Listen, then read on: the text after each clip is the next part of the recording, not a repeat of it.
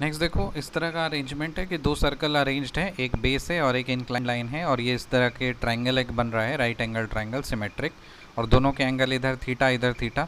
तो इसका रेशियो, इसका जो छोटा सर्कल है उसका रेडियस है r1, बड़े सर्कल का रेडियस है r2। तो दोनों का जो रेशियो होता है वो हम लिखेंगे r1/r2 is equal to 1 minus sine theta divided by 1 plus sine theta. तो ये थीटा पता है, so r1/r2 is equal to 1 minus sine theta by 1 plus sine theta.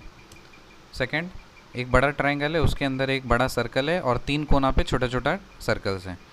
एक का रेडियस है r1, दूसरे का रेडियस है r2, तीसरे का रेडियस है r3, और बड़े वाले सर्कल का रेडियस है r। तो ये r कैसे निकालेंगे, root under r1 r2 plus r2 r3 plus r1 r3। तो r क्या हो जाएगा, root r1 r2 plus root r2 r3 plus root r1 r3। Circumcentre, circumcentre में एक ट्राइंगल बनाया, उसके वर्टेक्स को मिला करके एक सर्कल बना दिया, और ये जो रेडियस है, मतलब ये जो लेंथ है ट्राइंगल का, ये आर आर आर है, ठीक है, और ये जो लेंथ है ये ए बी सी है। तो इसका आर निकालने का फॉर्मूला होगा ए बी सी, तीनों को आप मल्टीप्लाई कर दीजिए, ए इंटू बी इंटू सी, और divided by 4 times area of this triangle. तो इससे आपका आर निकल जाएगा, मतलब आर क्या है, radius of this circum centre. समझ में आया। तो radius of the circum centre कैसे निकालते हैं, ए बी सी मल्टीप्लाई कर देंगे और डिवाइड कर देंगे 4 times area of this triangle.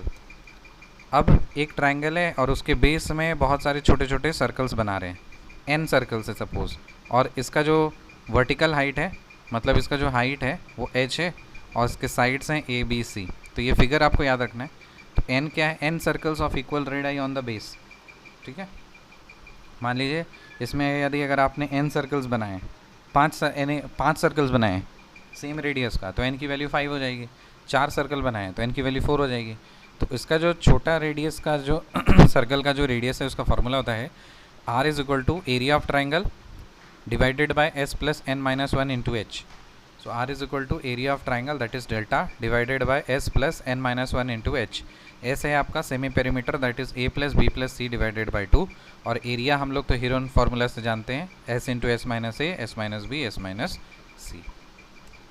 फिर है अपोलोनियस थ्योरम। अपोलोनियस थ्योरम ये बोलता है कि अगर कोई एक ट्राइंगल है और बीच में एक सेवियन है, ये एंगल बना रहा है थीटा, तो इसका ये अपोजिट एंगल क्या हो जाएगा, 180 माइनस थीटा, और ये ए बी सी डी है।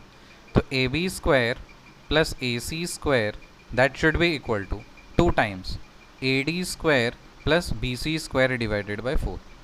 ए B square plus A C square is equal to 2 times multiply करने के लिए 2 times A D square plus B C square by 4, A D square plus B C square by 4। तो ये है Apollonius theorem, Apollonius theorem.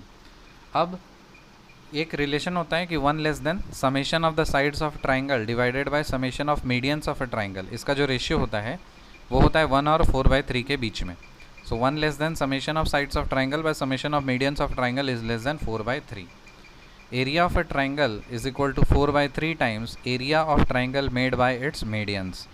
तो कोई triangle है और उसका जो मीडियंस है ना, वो अगर कुछ एरिया बना रहा है, वो ट्राइंगल बनाएगा, तो area of triangle made by its medians अगर निकालो, उसका 4/3 टाइम्स कर दोगे तो एरिया ऑफ ट्राइंगल निकल जाएगा। So area of triangle is equal to 4/3 times area of triangle made by its medians. Area of equilateral triangle क्या होता है, √3/4 a स्क्वायर। और एरिया ऑफ पैरेललोग्राम हम लोग जानते हैं, area is equal to base into height. Area is equal to क्या होता है, बेस इंटू हाइट होता है। तो यहाँ पे अगर ये a है और b है या थीटा है एंगल के दोनों के बीच का एंगल थीटा है, तो हम क्या लिखेंगे, ए बी साइन थीटा इसका एरिया बन जाएगा, ठीक है ना। बेस इसका b हो गया, हाइट इसका a साइन थीटा हो जाएगा, तो a sine theta into b मतलब a b sine theta. So this will give you the area of parallelogram. Area of rhombus निकालना है तो इसके जो डायगनल्स हैं वो 90 डिग्री पे कट करते हैं, तो d1 d2। तो एरिया जो होता है वो d1 इंटू इसके डायगनल्स, प्रोडक्ट ऑफ डायगनल्स का हाफ कर देना है। So area is equal to d1 into d2/2, ठीक है। Area is equal to d1 into d2/2, और ये जो a है ये इसका साइड है, तो रिलेशन क्या होता है, d1 square plus d2 square is equal to 4a square. So d1 square plus d2 square दोनों को ऐड करेंगे, d1 square plus d2 square is equal to 4 times a square. d1 square plus d2 square is equal to 4a square. समझ में आया? See you in the next video, till then bye.